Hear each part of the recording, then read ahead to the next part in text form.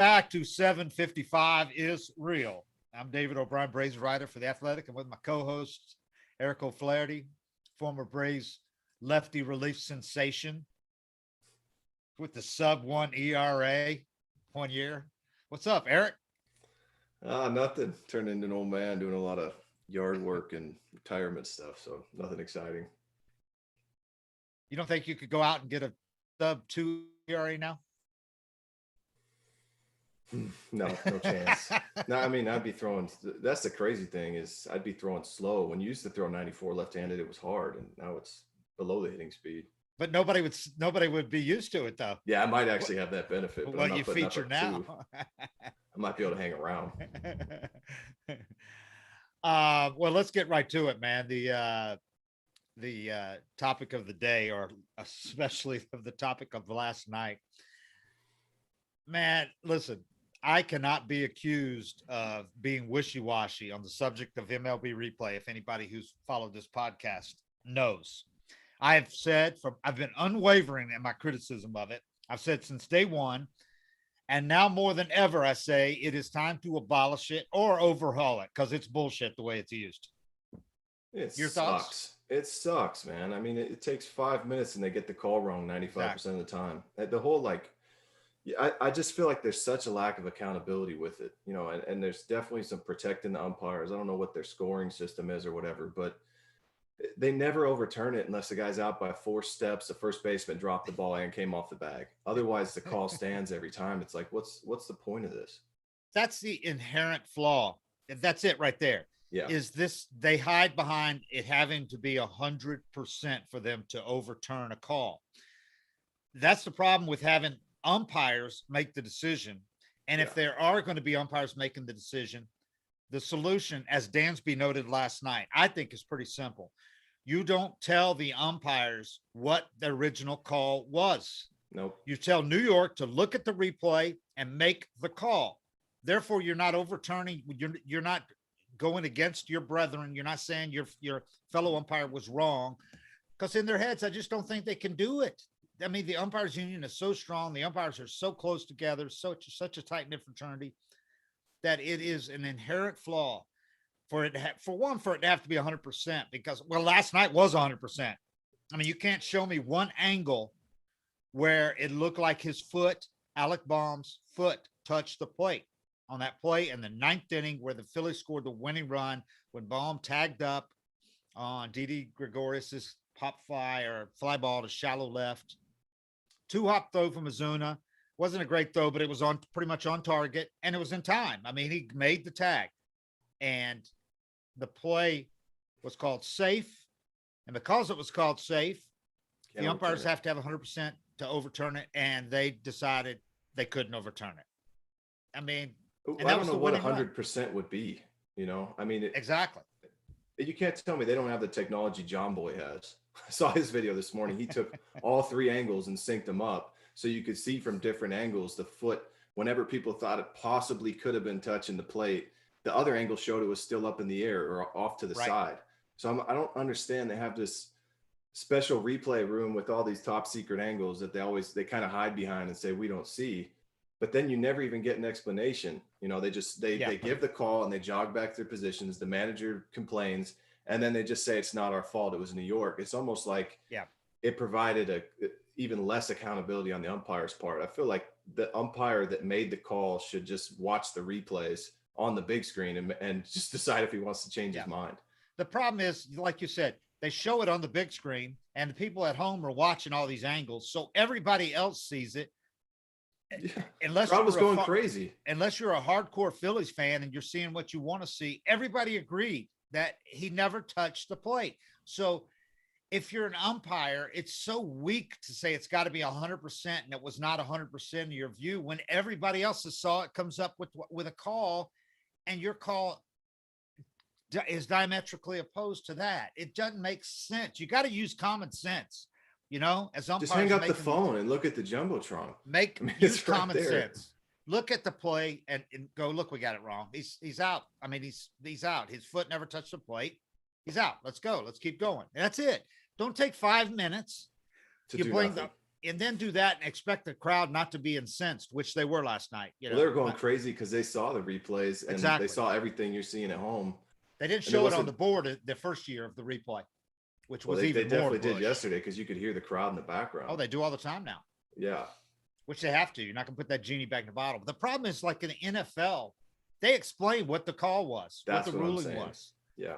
And they don't take 5 minutes either. You know? No, give us a detailed explanation, you know, from the replay room or whatever the decision is. Give us an explanation of it, or show us the angle that you're seeing that tells you that he's safe right there. You know what the bullshit we got last night was? All we got from we sent the request. New York Times reporter sent a request to the office to ask what the explanation, what an explanation is. And the explanation was from this, it didn't even give this name. It was just a supervisor in New York said after replay, there was not enough evidence to overturn it. Call stands. That was it. One sentence, 2 sentences. That's all you get on the field. The whole, exactly. And that pisses off everybody too, because the managers and the players want some type of explanation. You never get one. Never get one. Snit said they never give us explanation. They just said call stands or whatever, you know, and you can't, managers are told they'll be ejected if they come out to argue. So by using replay, you've ruined what a lot of people loved, seeing managers come out and argue. That was part of the drama of the game, part of the theatrics, you know? So you ruined you got nobody to yell at now. You ruined Can't yell at the guy in the booth. You ruined that aspect of the game that people loved, seeing Bobby Cox and Bill, you know, and just some of the great managers of all time who came out. Those are some of the highlights that everybody remembers. So you ruined that. So if you're going to ruin that aspect of it, then get the calls right. Make it worthwhile. So you've ruined one part of the game and not improved another part of the game. You can't sit there and tell me that replay has improved the game. For the few calls that they get right once what, that doesn't offset the horrible decisions like last night. The ones that get right too are the ones where the dude should have been safe at second base and his hand came off the bag for which is bullshit, because that's not the spirit of the rule anyway. No. That was not why the rule was put in place anyway. It's not to catch guys if they're off for a microsecond, if they slip, their inertia carries them past second base on a slide. To me, that goes against, I mean, that's the way the game's been played for 150 years. All of a sudden, a guy can't even slide hard, fearing that if he goes past the bag or comes off the bag for a moment, that a guy like Andrelton Simmons is going to be smart enough to, and Dansby, to keep the glove on the runner the whole time. Yeah. What's the point of that? That's not baseball. It's almost like the umpires need a new signal because they're so reluctant to overturn them. The umpires, instead of safe or out, they should just do a shrug and divert to replay immediately and just let replay determine the call. Like, just, this is my new shrug emoji. I don't know that one. And then they just point to the phone and then they go call and see what it is, because that has such a heavy influence on what the call is going to be. Right. And that's basically saying the same thing. That's just kind of turning it around. But instead of the people in New York not knowing what the original call was, you just tell them, well, there's a chance they were watching the game on TV, so they're going to know the call. That's what I like thinking. Your idea even better. If the umpire goes, you know what? I don't know. Go to the room. Yeah, too close. Sure, it's a little awkward, but not nearly as awkward as last night when the wrong call is made and a crowd. Man, imagine if there'd have been 40,000 there last night instead of 14. Might have been like that wild card game. Yeah. They've had to stop the game 15 minutes to clean the trash up on the field. The hard thing is, watching it live, I thought he was out 100% because you could see his foot slide in under the tag. So I thought he was safe. I didn't know. I didn't think there'd be enough evidence to overturn it. And then I saw the angle that clearly showed his foot never touched the bag. Yeah. You were talking about John Boy having those angles and putting them together. So he synced up just the TV angle. So you can't tell me they're not able to do that in New York or wherever they're doing it. And they're paying those guys and using all that technology in New York, and they can't sync that together, because I can if that takes 5 minutes, you understand it. Right. I had to sync it up. I could see the angle that you're talking about where there was maybe his spike hit the corner of the thing. But if you had the other angle, his foot's a quarter inch off, 2 inches off the ground. But if you could look at the other angle at the same time, you could see it. Tell me they can't, because you can't see it from the overhead angle. That is misleading. That tells you, well, maybe his spike hit the corner. But all you would have to do is look at the other angle at the exact same moment. You can see it's not on the corner. So Well, here's the thing: is video guys do that. Video guys can do that in a matter of time before the manager calls. to tell the manager whether Yeah, to some of the video challenge. guys in the clubhouse can do that before they even get the phone call from the manager. So you're telling me in the 5 minutes that MLB has to review it and all the time it takes, Yeah. they can't sync that up in the amount of time. It's just like, what are you even watching? Yeah. And the problem is a guy like Lance Barrett, some good umpires are being made to look bad by this. It's not helping them look good, which is what they had hoped this replay would do. It's making people look bad unnecessarily, you know? Um, But who's mad at him if that call gets overturned last night? Like watching it live, exactly. I thought he was safe, right? I mean, if you're watching it, you got one look, it's happening full speed. Who can blame you if you get it wrong? Exactly. You look Because way from your worse than not angle overturning it. and from the angle where he was, you can't see. So that's why you have replay. But then replay doesn't work. And it tells everybody at home, you can see what you see. Don't believe it. We don't see that. I mean, Yeah. I hate replay. I hate the way it's used. I can see where if it was used properly, it would help the game. It would improve the game. It's not used properly. I Like don't you know said. if the Phillies would have complained if it got overturned yesterday. No. What would they have complained? What would they have had as evidence? There wasn't enough to overturn it, but that's the problem in the first place. I just, it's so maddening to me that the people that think replay is right, they're the same people that think there shouldn't be umpires. There shouldn't be, everything should be technology and all this. I'd rather an umpire make the wrong call. And the game keeps going. And the game keeps going, but we know he made the wrong call rather than replay still have it wrong. Because then you're going, well, that just pisses me off because they could have got it right. I'd rather just live with the human error. If we're going to have human error, then let's live with it. Let's not double down on it by having people watch the replays, making human error and seeing it. And then, it's just still messing it up. It doesn't make any sense. I hate the whole damn thing. I think the ump on the field should at least have the authority to look up at the Jumbotron and hang up the phone. Because they show definitive replays all the time. Or like the Conforto thing. You probably saw one replay of the Conforto thing in slow-mo. You can see him stick his elbow out over the plate. I was going to get to that too. Let's go ahead and get to it. That's two in a week. Two grievous mistakes. Both cost a game. Both cost a game in a division. That was a division game too. Both of these are division games by people that should challenge for the division crown. Yeah. I mean, what if the Braves lose the division by a game to the Phillies? Or to anybody. Or what if the Mets were to lose a game or win it by a game? Yeah. That Conforto ruling was one of the worst. I mean, in a way, it was even worse than last night. It was. Because the umpire made the right call initially. He's calling strike. And then, so he's admitting that he doesn't know the rule book because the rule clearly states that if a batter is hit by a pitch that was a strike, it's still a strike. He was ringing him up. Not an HBP. And he was ringing him up. So you got to admit, we got it wrong. We got it wrong. And they never did. I mean, I felt like even before replay, umps always leaned toward the call that was going to get him back to the hotel faster. Just by instinct, things that would go either way. I mean, it's the game's over right there if they don't change it. I think we lost Dave again. You could have paid the cable bill, internet bill. He'd been skimping.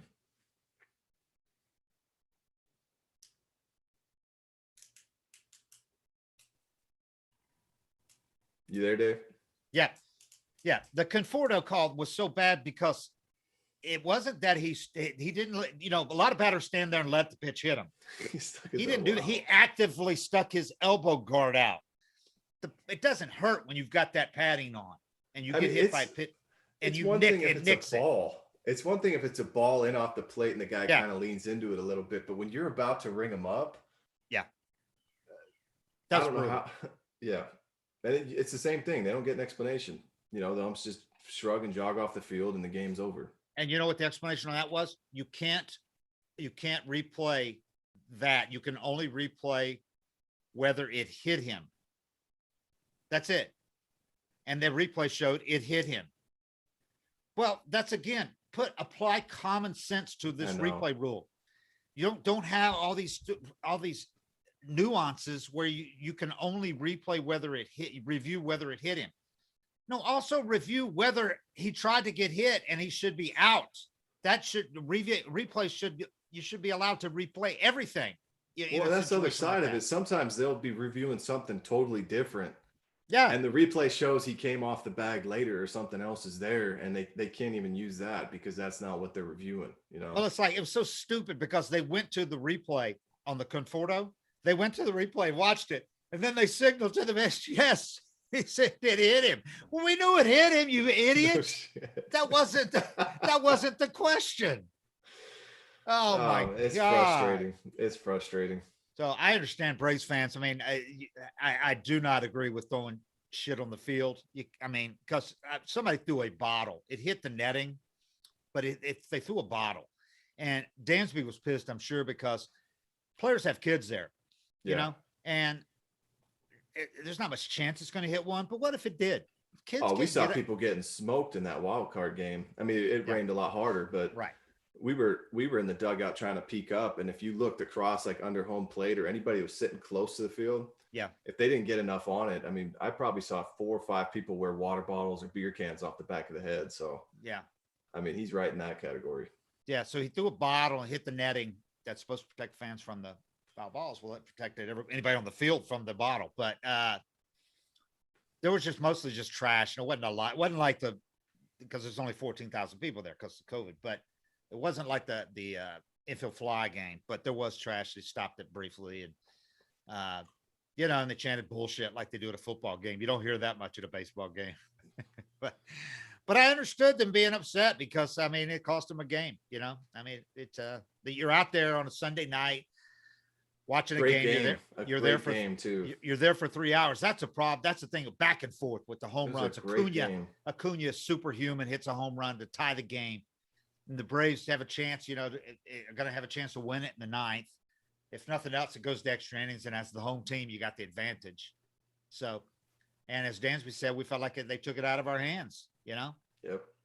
The worst part is like it happens so much, you're actually surprised when they get it right. I mean, that's a bad sign in itself, exactly. The replay, but you never expect them to get it right. You're just sitting there like somehow they're going to find a way to get this wrong. Well, that's what I said when my original tweet when it happened and it showed the first replay. I go, the Braves are challenging, but I don't know if there's enough evidence to overturn because I'm just so ingrained that they hardly ever overturn it. So then I saw there was evidence, but I still didn't think they would. Enough. It's not going to be enough. They're terrible with this stuff. But Snit said it's just frustrating sometimes, and that's what I told the umpires because I've got a view on the big screen, and he didn't touch the plate. And he runs out there and said, what's the explanation? Because they didn't give us an explanation. They never do, And Darno says he's talking to the home plate ump, and he asked him to turn off his mic because they're recording the stuff. They have it live to New York. He said, turn off the mic because he wanted to let him know how he felt about this. Darno did, being polite. Yeah. But, Darno said, somebody said, asked Darno in our Zoom afterwards, we asked him, does it make you lose faith in the replay system? And he said, yeah, absolutely. He said, it makes me not even want it anymore. Honestly, it just slows the game down. It took 5 minutes for them to decide that. And to me, they got it wrong. I'd rather just not have it and get the game going. That's where I am. That's what we're talking about. I'm right there with him. Yeah. Just get rid of it. And then as a pitcher, you're standing there, just, twiddling your thumbs, getting cold. Yep. I mean, Smith could have wound up giving up a couple more runs just from standing there so long. And then he looks like an asshole. Everybody hates him again when he got out of the inning. I mean, he should have been out of it. And Acuna had hit a 7th inning homer to tie it 6-6. And he's incredible right now. Oh my God. And Baum hits a leadoff double, advanced to third on a ground out. Gregorius hits a pop fly to left. It was shallow left too. I mean, yeah. I mean, I know everybody's so insensitive to the umps that they want to give Ozuna a break, and the ball did beat the runner there. But the fact is, how many most outfielders can make that throw in the air? Yeah. If not in the air, then one hop, a short one hop, and in that case, he beats the runner by 3 feet. Yeah, his footwork wasn't great. I mean, he kind of jumped before he threw it. He caught it. He didn't catch it with all his momentum going toward home. I mean, you could critique that too, but like we've talked about. I Yeah. mean, that's not really what he's out there for. Yeah, you're going to live with that. You got to live with that.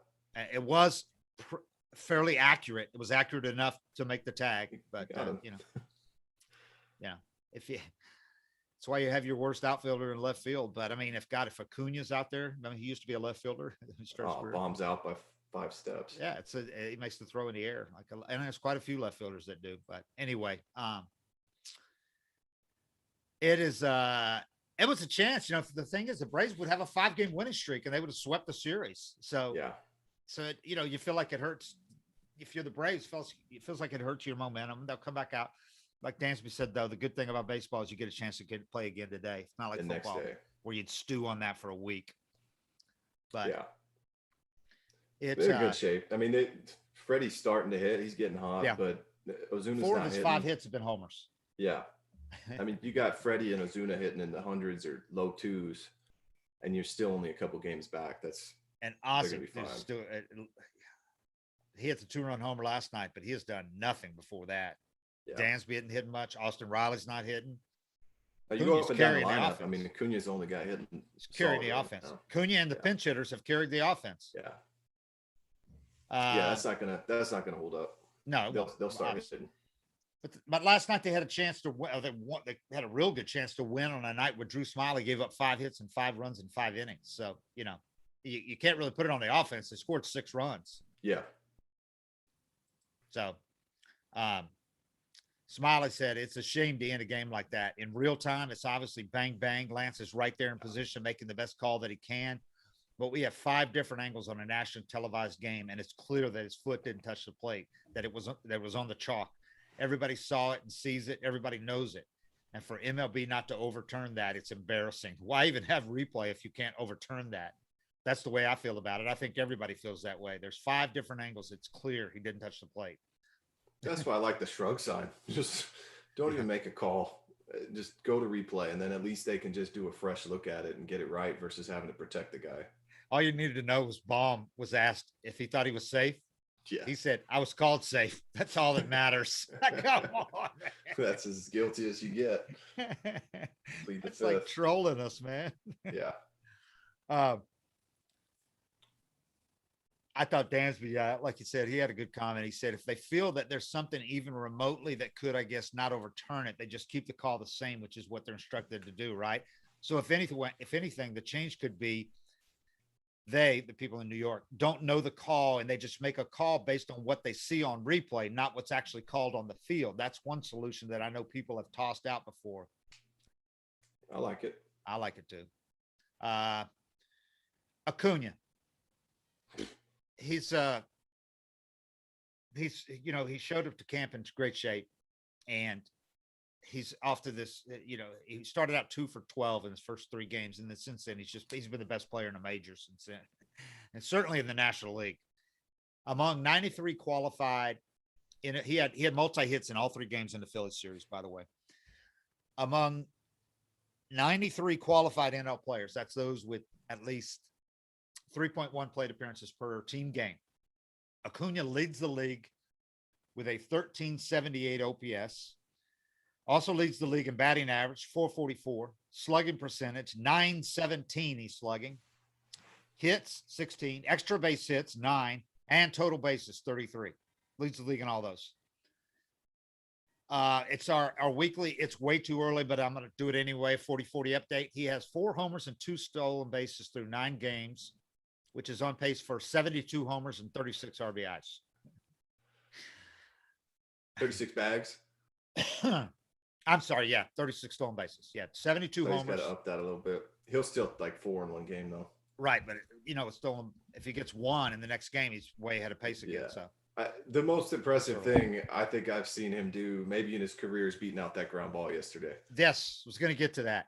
109 miles an hour right at the shortstop, and he beat it out. That's the only guy I've seen do stuff like that's Ichiro. And he's in the left-hand batter's box. Exactly. And he doesn't have the power. When he showed up at camp, I said, I thought he probably lost 10 pounds. And I said how much better shape he was in. And then the first ball he hits in spring training, he's busting it out of the box. He stretches a single to a double, challenges Martinez's throw in left field. easily makes it. But he's looked fast in everything he's done. He's hauling ass too. He's busting, he's hustling and just that little bit. He was already fast. He was already, you know, he was already plus speed, but now it's plus plus. I mean, now there's a difference. And I think anybody that questioned that, the play that you're just citing last night, I think it answers that, because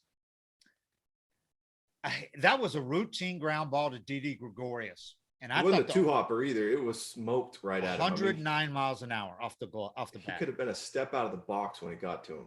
The only thing I thought Gregorius did, what most shortstops do, is they take a time to gather themselves. It's that little bit of a half step where they kind of go, all right.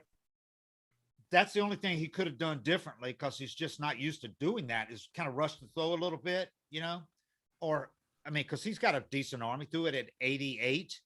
So maybe if he's got Andrelton's arm, he throws 95. It caught him off guard for sure. It caught him off guard. It caught him off guard, but so routine. When the ball's at you that quick, you don't even expect the guy to try to beat it out, let alone, I mean, he probably looked up and said, oh shit, when he saw where Acuna was, but there's not much. I mean, if he doesn't set his feet there, he's not going to get much more on the throw. And he said he didn't take a step. I thought he did that little thing where he kind of just gathered the ball. Well, he just gathered himself. He made sure to make a good throw. But if Acuna starts doing that, all of a sudden he's going to start getting even more hits, because they're going to start rushing. Yeah. I mean, that's what Ichiro did. You'd give up a chopper to the left side and you'd be like, I hope errors. everything goes perfect. So you start getting the shortstops and position players, second base, third base, they start rushing their throws and making bad throws. And then you get a hit anyway, because it was going to be bang, bang. But the pressure he can put on the defense with his speed like that, it's a game changer. Yeah. You're talking guys like, Ricky Henderson, Billy Hamilton in recent years, but he didn't get on base enough to really do it a lot. D. Gordon for a while. But yeah, when they have to be aware of you at all times, when you're running out of the box, that you're going to take the extra base every time. The outfielders are rushing because, oh God, this guy's going to go for two. They'll stop laying out too, because they'll know they can't get you if they lay out. They'll try to make plays on their feet. Otherwise, you're getting there anyway. And a park homer. Yeah, the pitcher. Altuve kind of had that for a little while, like when he'd hit choppers in the infield. But it's mainly the awareness that the infielders have to have now, where they're going to go into panic mode as soon as a ground ball's hit to him if they know he's flying like that. And the thing is, on the replay, if you watched, Acuna actually was looking at him too, like the whole time. He's going, he's that fast. He was hustling his ass off, but he was looking at Gregorius to see him. Oh, I got a chance to beat this. It's not like he just put his head down and ran as fast as he could. He was looking at the play and still running that fast. Because he was going to shut it down if he got rid of it. He was controlling it. He was like 4.19. I think they had him the first, which is like from the right-handed batter's boxes. Not heard of. Yeah. It reminded me of, I think he's creeping into Trout territory with what he's doing. I remember a replay that ESPN showed Mike Trout's rookie year of him getting down the line and just being like, well, I didn't know. A freight train.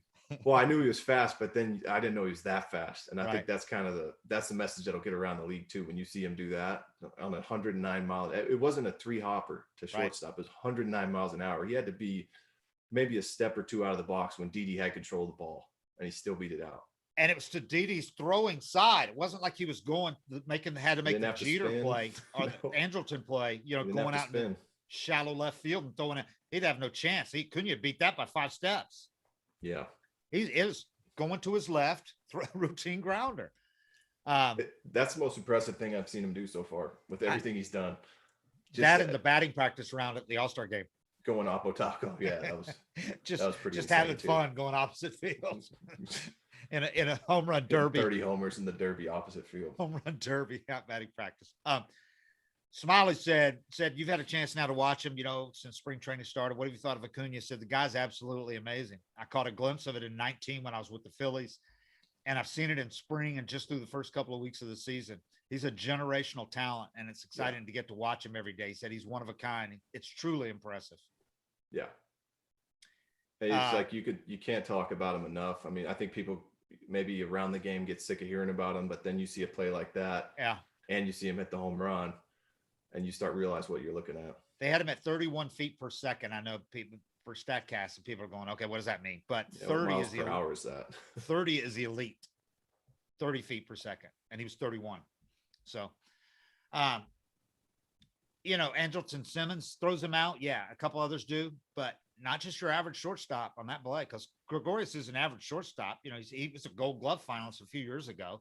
Doesn't have Simmons' arm or Dansby's arm, but he's good.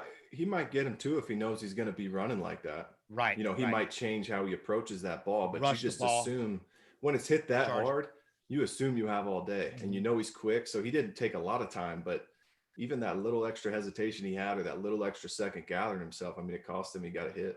Or maybe even comes charging in, tries to get it off cut it off a little takes bit. that hop. Yeah. Yeah. But if you're resorted to having to do that on routine grounders, the hitter's doing some work. Yeah. This he had 88.4 throw, not bad at all. And then asked Gregorius about it after the game. He said, I know he hustles hard all the time. So actually I took the grounder up cleanly and took one step and threw to first. Perfect throw and everything, but he beat it out even though he hit the ball hard. So that means I need to get better, basically. And he laughed. I guess. I'd be shrugging too. Girardi, great quote from Girardi. He said, Joe Girardi said, I mean, it was incredible.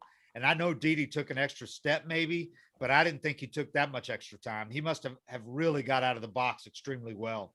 And like I said, the replay showed he got out of the box okay, and he was hustling, but he was watching the play the whole time. I know. They showed him run all the way, and it looked like he was running hard, but it looked like he had more in the tank if he needed it. It wasn't one of those guys that puts his heads down going, oh, he was like, I'm just really fast, fellas. I lost some weight.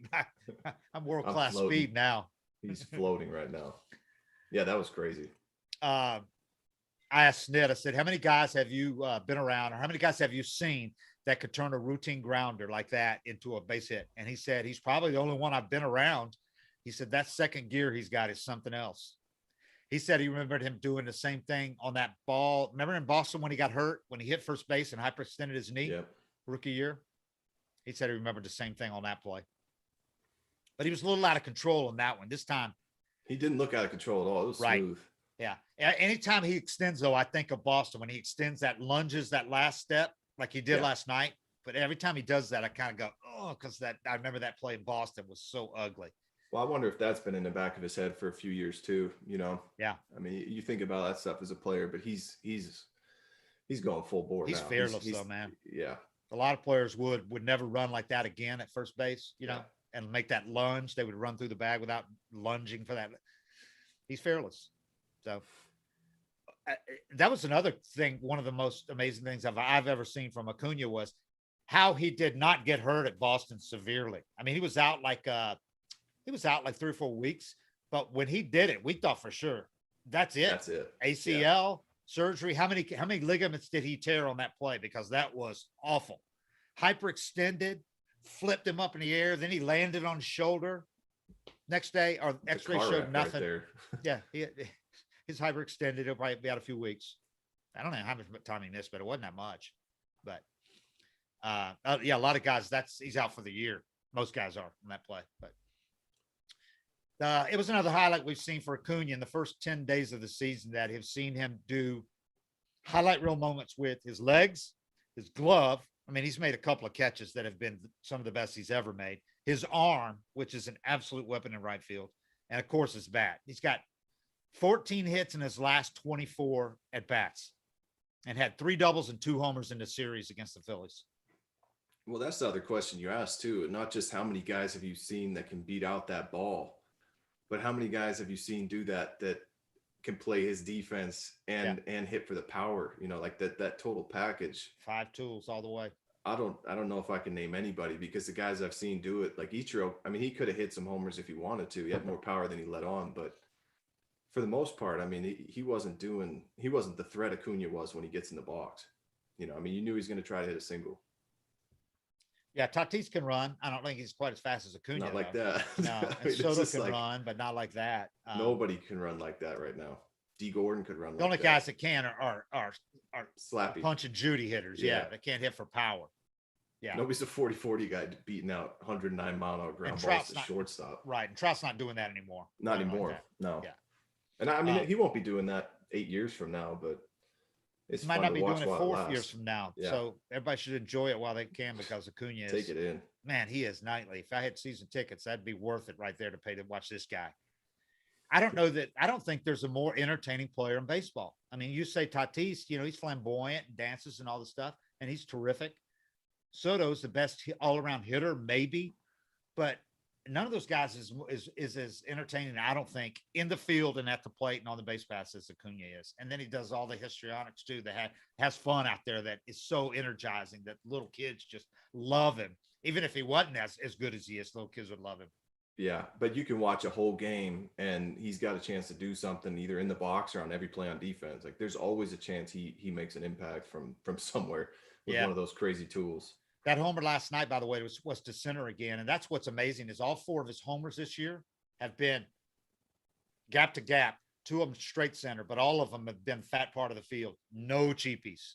No. We said the ball wouldn't matter to Acuna because he doesn't hit Nothing. fin scrapers. Even to dead center, he doesn't hit fin scrapers. The No. one he hit off Zach Wheeler Friday, left the bat at 114 miles an hour, 0.1, 4th hardest hit by a Braves player in the StatCast era that began in 2015, and also the 9th longest by a Braves player in that period. He has 5 of the Braves' 6 highest exit velocities on homers in the StatCast era, and 8 of the team's 13 longest homers. And he plays on a team with Freddie Freeman, with Marcell Ozuna, with a couple other guys in the past 2 years, Josh Donaldson, Austin Riley. Some numbers. He could do some exit velocity. I mean, that's pretty amazing, man. To have 8 of the 13. But that ball he hit off a Wheeler over the Braves bullpen. Show me a lefty hitting a ball up there. To their pull side, up center field. I mean, he's hitting balls to the opposite field that far. It's just he's gone over that bullpen multiple times too. Miggy could do it, but Miggy's got probably 70 pounds on him. Yeah. He's like the only guy that I've seen hit line drives the way that Acuna does. Miggy hit him really like a left-handed pull hitter, line drives. But I mean, that's it. This fellow Venezuelan. Stan can do it. Judge, but you're talking about guys that are 6'9", 5 inches 280, 60 pounds heavier.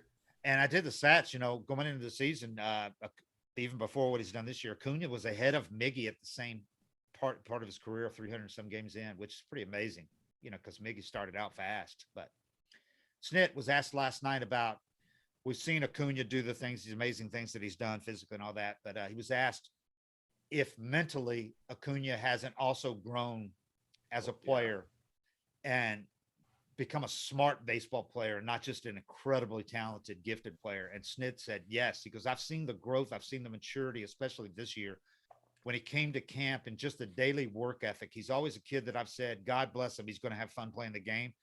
It's like he's in the schoolyard, but the growth and the maturity of the young man has been just phenomenal to me as a person and how he conducts himself and how he's playing the game. He said Snit said it's really cool to see because he's growing up and he's maturing as a player, a person, the whole thing. It's a really neat thing to see. I've said all along, he's such a good kid. Everybody loves him, the enthusiasm, that infectious nature that he has, but he's maturing as a player and a person. I just noticed in spring training, he's growing up. Then you watch his batting practice, how he approaches the game, the adjustments that he's made. You watch his daily work ethic and working on the defensive side of the game and his throwing, things like that. It's a really cool thing to watch. Well, the crazy thing about him too is he had to get to the big leagues to learn the lessons most of us learn in A-ball. Yeah. Because he's just not going to be challenged in A-ball the way with the talent he has. He's learning baseball in the major league, so he's only going to keep getting better. And it's just a matter of, if he wants it mentally and he wants to be the best player in the world. And he does, then he's going to be. Yeah. And that's the thing. That's the thing you love to see is some of these guys that come up with incredible talent. You wonder how bad they want to be, not just great, but the best player in the game. He wants to be the best player in the game, man. He's not satisfied with just being an all-star, all MLB. He wants to be the best player in the game. And his friend, I think it's great that he has his good friend Soto. They become fast friends in the same division, and Soto getting all this attention because they have this friendly rivalry going. So he doesn't have to look far. He doesn't have to wait up and see what Tatis did that night. He can always be aware of what Soto's doing, or Trout. Yeah. He knows and they what get a Soto's face doing. off too. And they face off 19 times. So he could compare himself to him. Yeah. Yeah. No, I think he's just getting started. it's hard to imagine, because if he was this guy for the rest of his career, or even the guy he was last year, he's a Hall of Famer, but he's just getting started. I mean, he's learning the game still. And he also gets to face Bryce Harper 19 times a year. So he can see him and go, yeah, I'm a lot better than that guy. And that guy got $300 million. Yeah. Yeah. And I mean, that's another thing that happens too. You guys get paid. And I always talk about keeping that fire going. And it's almost like for him to keep his fire, he's got to want to be the best player in the game. It can't just be, getting paid or something like that. He's got to want to be the best, because that's the only thing, that's going to challenge him. Acuna leads the league in OPS, but Christian Pache and Marcell Ozuna, Christian Pache 316 OPS, Marcell Ozuna 347. Those would be acceptable barely as on-base percentages, Yeah. And they have the league's second and third lowest OPS among qualified players. And Ozzie Albies, even though he homered last night, he's at 440, and Austin Riley at 488. They're the 12th and 17th lowest. So the Braves have 4 of the bottom 17 of the 93 qualified players in OPS. That's half their lineup. So pretty amazing. They should be 5-4 right now, or they could be if they'd have won the ninth game. Can't say they would have, but they're 4-5. It's pretty amazing considering how much Acuna and the pinch hitters have carried the offense. And Freddie, like you said, had some big home runs lately. He's getting started. Yeah. And that's the thing is, that Freddie's warmed up. He had a home run in all 3 games in a series. Yeah, he's hit 3 in a row. But you watch these games and you're thinking, wow, the division could be close, until you realize that the offense really isn't even going yet. Yeah. Last year they'd be down 3 runs or something like that, and you felt like they were almost winning because they were going to come back and score 5. And they just haven't kicked that gear in yet, but they're still in every game. So this is a good time to remind folks that are worried about the offense or whatever. The Braves are 9 games into a 162 game season. It's early. That's 1/18 of the season, or slightly less than 1 game in an NFL season. Yeah. And it's not even the 4th quarter yet of game 1 in a college football regular season, for those who want to equate it down here. So it's going to be a fun season, man. I think the Braves getting off that 0-4 start was a little alarming, but not so much. You knew what they had offensively, and now they come back the way they did. They've won 2 series in a row. Yeah. So that's all they try to do, win every series. Huh? I think it's good to be close anyway. You don't want to blow it out and right. coast into postseason. I mean, it's more entertaining when stuff like this happens, but yeah. I mean, they're going to hit. Only team that's going to run away from it, I think, is the Dodgers. I think they're going to separate, but we'll see. The Padres are not going to. I don't think they're going to be without Tatis for as long as people initially thought. So, but yeah, the Braves are only 2 games back, and they got 4 against the Marlins starting tonight. So they got a real chance to do some damage here. Marlins have the Nationals are in last place right now, by the way, in the division. One game. I mean, it's 9 games. Game. Yeah. There's no point in even looking at the standings yet. I know. That's it. We'll be back. We'll do another of these shows on Thursday after this series and before the Braves go to Chicago. And tonight, Huascar Ynoa makes his 2nd start. He stays in the rotation for at least 2 this start and 1 in Chicago. They're going to tell Bryce to stay down there for a little longer. After that, Ynoa earned it with that performance. Yeah, he did. Yeah. So, all right, that's it. We'll come back on Thursday. We'll talk to you. We appreciate you guys hanging with us. 7:55 is real. We're out.